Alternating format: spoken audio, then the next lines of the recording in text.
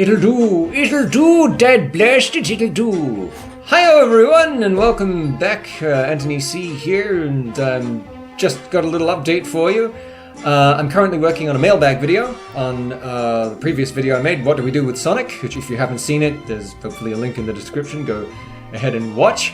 But it's a big one, so it's going to take some time to do. In the meantime, to tide you all over, I thought you might like to see my original vision for what that video was going to be. It was actually going to be a long series, maybe an hour and a half, split over 3 separate videos, which I began, and the weight of it all eventually crushed me and I gave up on it and eventually rewrote it into the video you did see. But not before I created maybe 6 minutes or something of that particular script, which I began without the end in mind. That was the problem. It's like I wrote the first script and the second script had some plotting things and the third script was kind of a mystery, and it's not a good idea. Always begin with the end in mind.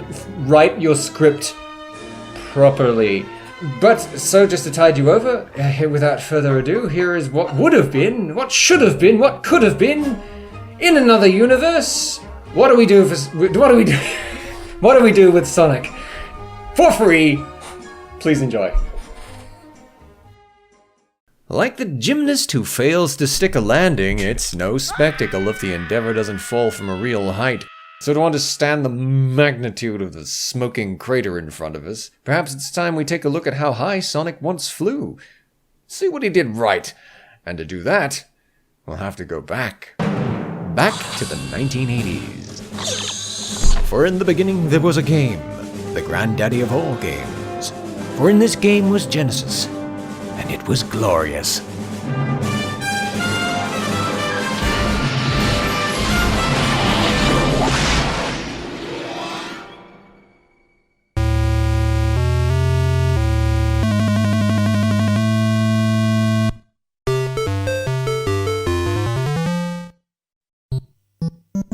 In 1981, Nintendo Corporation rendered unto the world an arcade game called Donkey Kong, and with it the sorcery of actually making a game's avatar jump between suspended platforms. And while this technically wasn't the first platform game, it certainly was the first to allow a player character to move precisely this way. That might seem like a huge deal now, but at the time it was such a colossal innovation of which Nintendo was so proud that they named their avatar after it. Jumpman. And when later combined with established left-to-right side scrolling, Jumpman's novel approach to going up became a very big deal indeed. By luck and a lot of hard work, our nascent video games industry had willed into existence a brand new video game subgenre, the left-to-right side-scrolling platformer. And it was popular. Fast forward 10 years and the left-to-right side-scrolling platformer accounted for a quarter of the entire video games industry. And you thought pasty brown action shooters were a problem. There were a lot of them, is the point.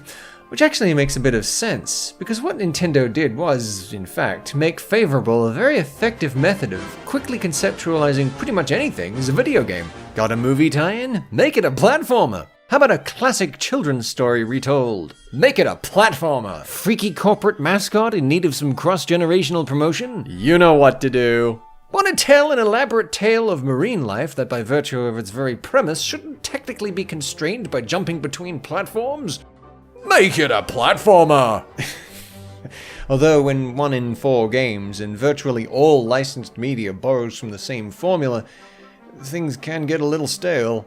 But it didn't matter to the big N, for at the top of the heap then, as now and would be forever and ever, amen, remained Nintendo's mighty mustachioed mascot, Jumpman, long since renamed Mario. And then Super Mario, or Mario, or whatever they called him, Bob Hoskins. Nintendo's penchant for innovation has been a bit of a hit-and-miss affair for the company over the years, but it's tough to deny how well it served Mario, if nothing else, even for an old Sega boy like me. That he was always sporting some fresh new idea or technology kept him the king of consoles for close to a decade. But could it really last?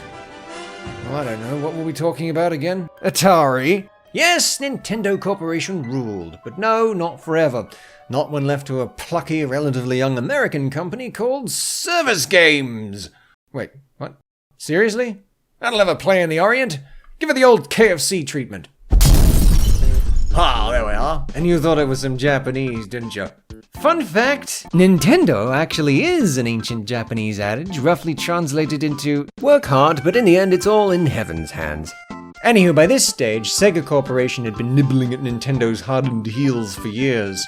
And with their entry into the world of 16-bit technology, it was totally time to get serious about forging a flagship platformer of their very own to finally cut the callus.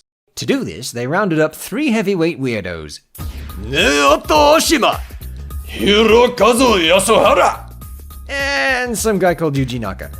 And together, they'd produce a left-to-right side-scrolling platformer more fun than punching bricks. I said more fun than punching bricks. Ah, there we are.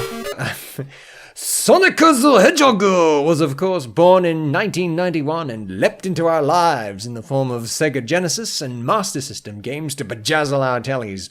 And let me tell you, it's a genuine challenge to explain how awesome it all was. But hold on to your parts, Nick, cause here I go.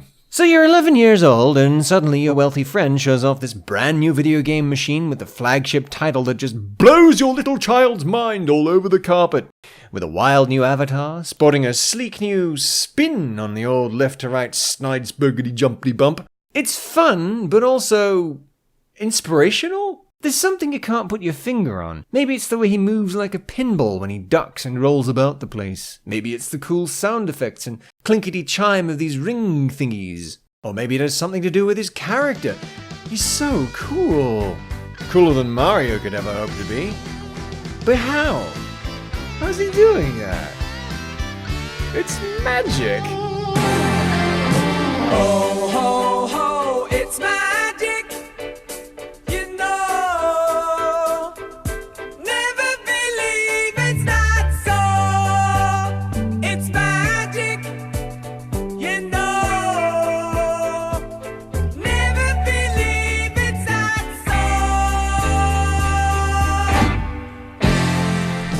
Could it be that this pie-faced cobalt blue ball offered us a little something more? Well, yes, obviously, and I'm not just talking about a better quality of erotica. I'll see your porn and raise your high-stakes story. Oh yes, Sonic had a high-stakes story. Something a skosh meatier than the usual platform day trip to rescue the princess for the 50th time.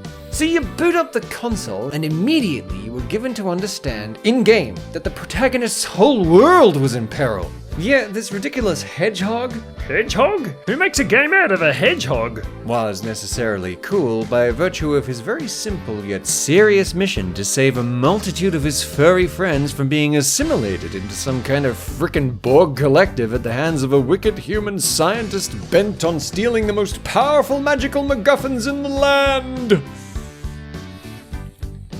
Okay, so it's not Shakespeare, but when you're 10 and there's no internet, it's as cool as Indiana Jones. Seriously!